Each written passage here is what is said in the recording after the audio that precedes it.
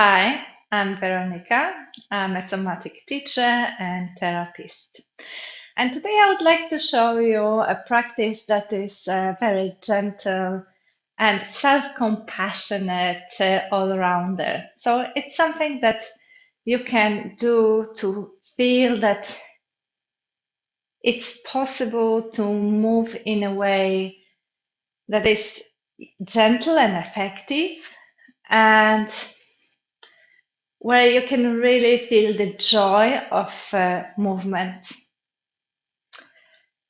You can begin in any seated position. That also includes sitting on a chair, sitting on something higher, sitting either on the heels or between the heels, or with your legs crossed or with your legs outstretched.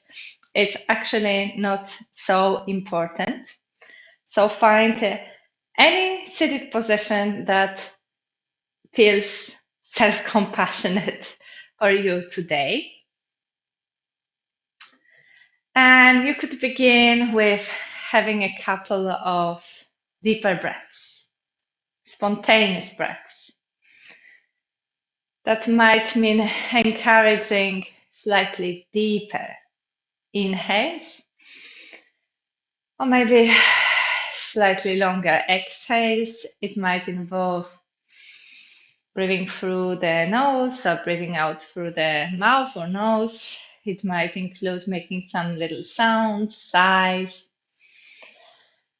And rather than being stiff, remember you can always kind of wiggle your way around just to make sure that you really found that comfy place to settle.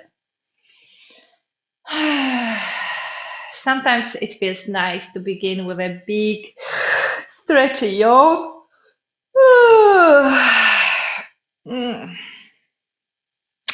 And then you can join the palms and maybe begin with just a little bit of touch, that kind of sensation when one palm touches the other and how you can rub one against the other. And then you can add some pace to that and start rubbing more vigorously. Depending on the temperature in your room, it might take some time until, and your circulation, it might take some time until your hands get warm. So rub it until you start feeling that you created some heat.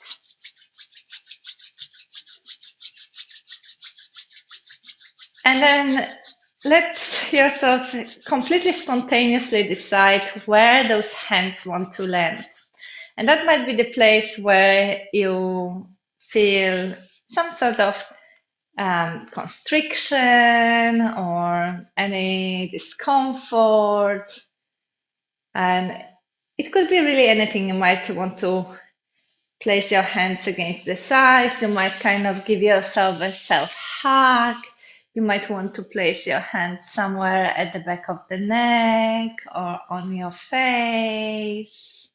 You might want to let your hands rest on the heart or low on the belly. Check if you're not sure, like maybe test a couple and decide where those hands want to rest right now.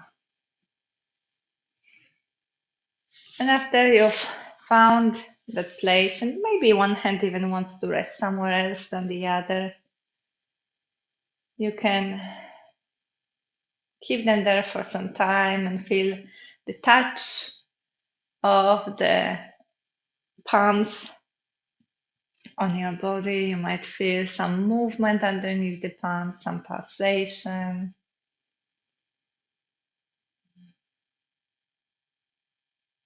Saying hello to the body, inviting some softening. And sometimes something as simple as self-touch already brings that first layer of release. And then let's give a little bit of space and release in the upper body. You might begin by bringing the shoulders up towards the ears and then allowing them to float back. So rather than abruptly dropping them, you let them kind of sink wherever they want to land. And you could do also a couple of shoulder circles, going slowly and trying to find the fluidity in that movement and watching that you're not doing it from your arms. So it's not the arms doing the job, the arms are kind of loose, empty, and it's really the movement comes from the shoulders themselves. And you might take your time to maybe feel some cracky, puffy sounds there. And it's all good. Maybe you feel that there are some bits that don't feel that smooth, and give yourself space for all of that. It's fine. All right. And then imagine that your arms float, kind of grow straight out of your heart center, somewhere from your sternum, and that your breath is alone is enough to lift those arms, so that the arms are quite relaxed. When on the inhale they float out and up. You can give the weight of the arms deep into the shoulder joints when you lift them, and then on the exhale, you let them release. Perhaps in the meantime, you realize that the choice of your seated position was not so compassionate and you want to make a change. Remember, you can always do that, and let your arms float again. Inhale, they float. On the exhalation, they lower. And that's a synchronization of movement with the breath. In itself, very soothing. No rigidness there. Everything is soft.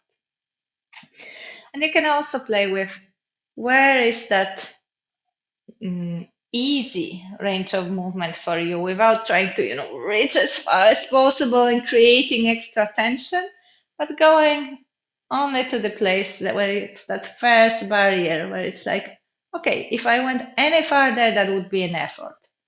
Stop before that. You could turn your head right and left in this way, or you could create the rotation of the entire torso. So maybe you want to keep this kind of cactus shape, so a 90 degrees bend in the elbows with the forearms pointing up. And regardless of what seated position you've chosen, you can let entire upper body rotate. And again, without anything strong, without any pushing. Instead, maybe noticing that exhale could aid your twist, and inhale could be the place where you return. And as you're also here, you might also notice what happens when you lift one arm, and that already is enough to start creating a little bit more space along one side of the body. Depending on your chosen seated position, if you're close enough to the ground, you might rest your hand lightly on the ground. If you're on the chair, you can place the hand on your own thigh. And rather than trying to reach all the way down and create some really big opening, it's more about finding some space all along one side of the body without collapsing too much to the other. And here you might also think of a little tap or touch, just to encourage that side of the rib cage to start working. So really nothing big, just enough to start feeling that one side of the body becomes more spacious than the other side. You can always add a tap or self-touch. And then release that arm. Okay, and after that you can remove whatever you were sitting on, or if you were on the chair, you can get away from the chair and move on to all fours. And if you are transferring the weight really evenly through the entire palms and through entire lower legs, it's actually quite compassionate towards your knees and wrists. So it's really very much a matter of how is your relationship to the ground, rather than anything to do with your joints. So if you avoid collapsing with all your weight and receive that support from the earth. That should be uh, okay place to be for some time. But obviously, if the body tells you otherwise, you can always make some other adjustments. And here you can play with how your spine could move. And it could move gently, curving upward and downward, but it might also move more in a circular way, as if it was following the clock face, if that clock was hanging on the wall in front of you.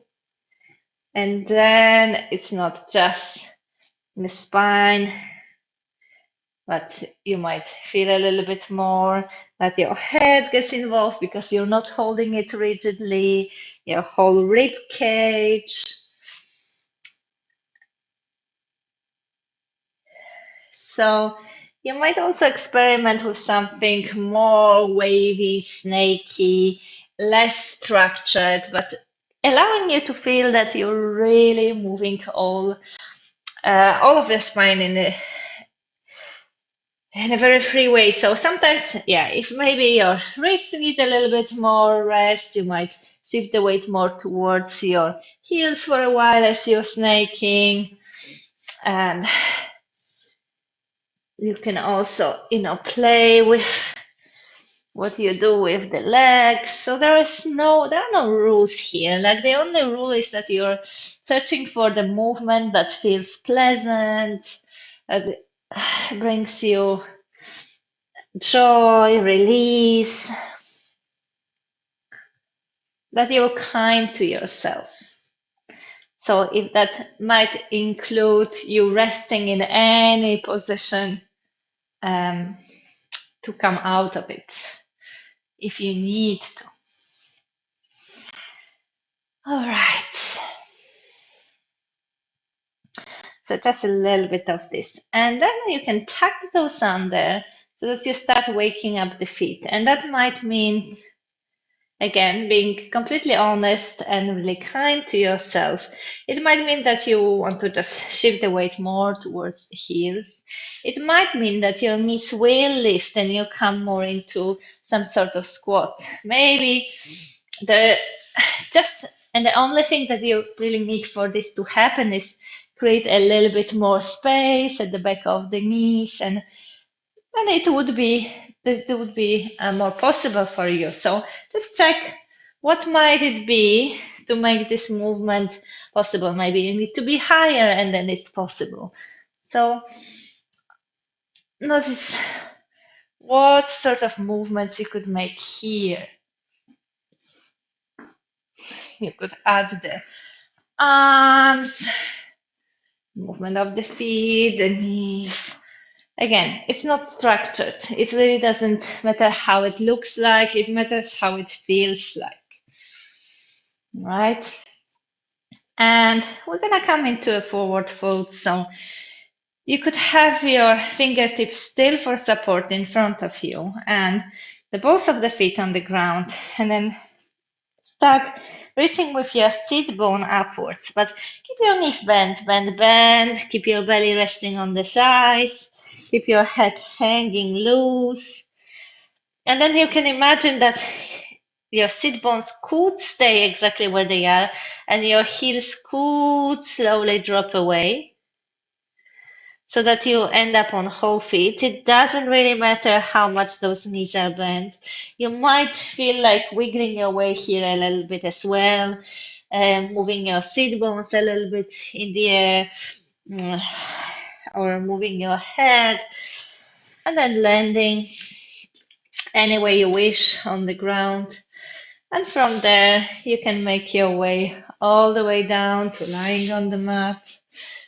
So you can roll down and give yourself time to move, uh, roll around, maybe move really freely with all your limbs up in the air so that you feel that you move all your joints, your toes, your fingers, your ankles, your wrists. And again, it's unstructured, it's fun, it feels pleasant. You might add to that some rolling as well from side to side. Use the floor to massage your body. And you can end with moving your arms out to the sides, keeping the feet, knees bent and feet on the mat. And do a little bit of windshield wipers, synchronizing it again with the breath. So whenever you let your knees drop to the right, at the same time head rolls to the left, and then everything comes back to the center. And then you can do the same on the other side.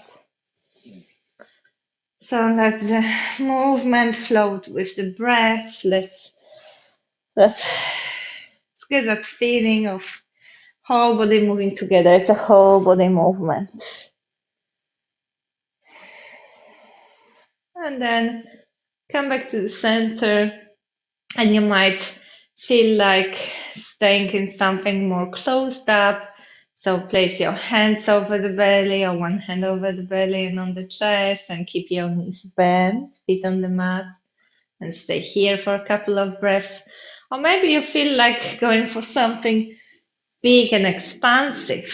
If that feels pleasant for your lower back, that's an important part. And come more into a sort of X shape, and notice how it feels. You might not feel like staying on the ground at all, and you prefer to roll to the side and end up seated just like you started. So those are all options, and I really want you to decide what it feels most compassionate to yourself right now. And whatever position you've chosen, check how much you can yield to the earth. Give yourself good few breaths, allowing your body to sink deeper on each exhale to become softer.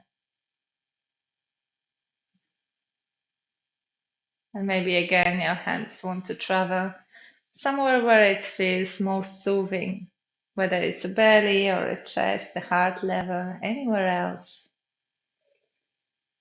Perhaps you feel underneath your hands your breath or heartbeat. Feel that aliveness, that all the potential of movement, the vitality.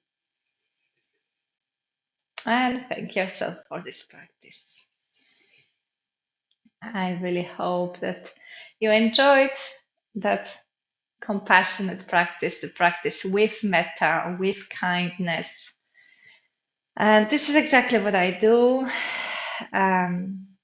I encourage you to treat yourself with more kindness and acceptance, which has a very deep healing effect. And if you'd like to know more about my methods and how does it work from a scientific point of view, and how you could include all these bits of self-kindness into your daily life, I encourage you to join my newsletter with kindness. There's a link in the description. And if you enjoy the practice, subscribe to my channel. I share one video every week. Thank you very much.